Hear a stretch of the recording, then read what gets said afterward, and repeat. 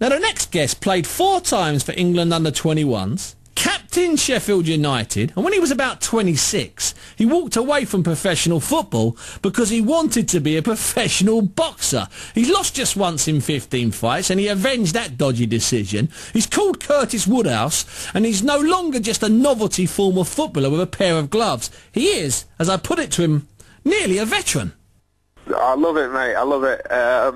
Like I said, 4 years. I've got to be honest. It's been the hardest 4 years of my life, but I feel like I'm close to getting to where I want to be now.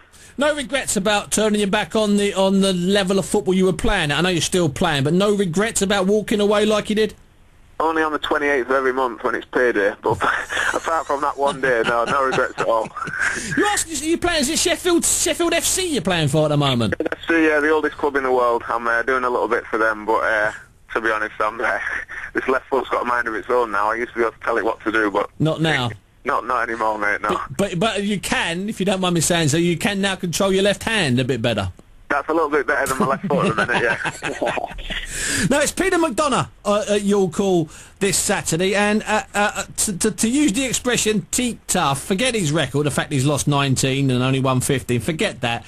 He is unbelievably tough, and what he's also good at is making guys look average by trying too hard. So are you prepared for that, Kurt? That's his game, is making winners look bad. Yeah, I've watched a couple of his fights, and teak tough is the word. Yeah, I mean, I watched his fight with Lee Purdy the other day. I nearly rang Frank Warren up and said, "Yeah, Frank, who you putting me in with here?" Because that was an absolute cracker.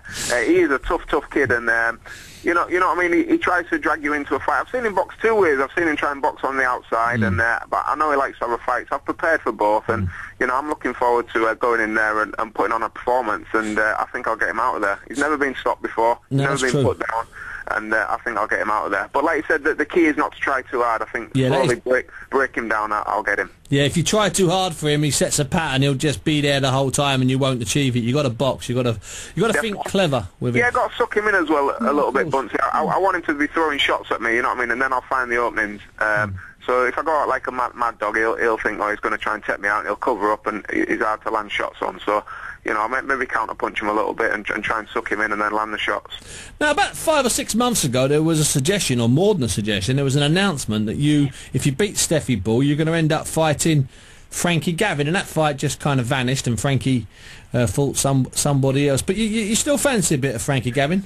Yeah, definitely. The fight had been done. It was done and dusted, yeah. Yeah, I'd agreed the fight before the Steffi Bull fight. Everything was agreed. The purse, it was going to be a 10-round of my British internationals title. And in the 3rd round of the Steffi Bull fight, I fractured my left hand. I had a hairline fracture in it after the fight. So I was out for a while. I had my hand in like one of them casts.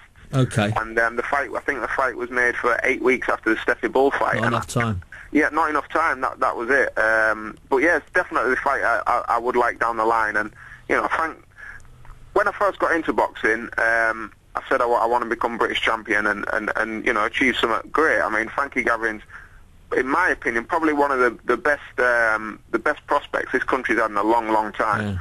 Yeah. He's a very good fighter, and to be the man, you've got to beat the man. Yeah, well, to be the man, you've got to beat the man. And I see Frankie Gavin as the man. I want to be the man. So I want to beat the man. So that's how the fight comes about. And and as it's progressed, we've chucked a few insults at each other, and we genuinely don't like each other. So it's definitely a fight that I think will get made down the line. No, I think I think when I look at, say, like DeGao and Groves, that's up there as a big British match waiting to happen. And I look at you and Gavin, because I know a little bit of history between the two of you, and I tell you what, that's only just below it. I like to look at that one. I know Frank Warren does, so who knows? Perhaps it can happen. So so let's get this right. It's this Saturday at your call.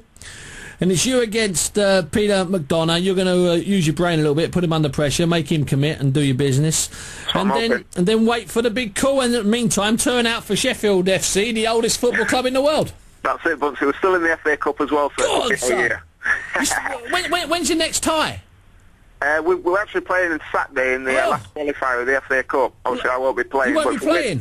If we win that, we're in the first round proper of the FA Cup, so it's a big day for the Sheffield FC as well. Well, I tell you what we might do, even though Sheffield's slightly outside of our BBC London remit, we'll do it on account of me following you. Coming up to the first round, we'll get hold of you again and we'll do something with you after the match on the Sunday or something. Is that okay? Happy days, mate. Listen, Curtis, good luck on Take care, Saturday, everyone. and I'll speak to you soon. Thanks very much. Bob. Curtis fights South London's Peter McDonagh at York Hall in Bethnal Green on Saturday night. Tickets will be available on the door. Now,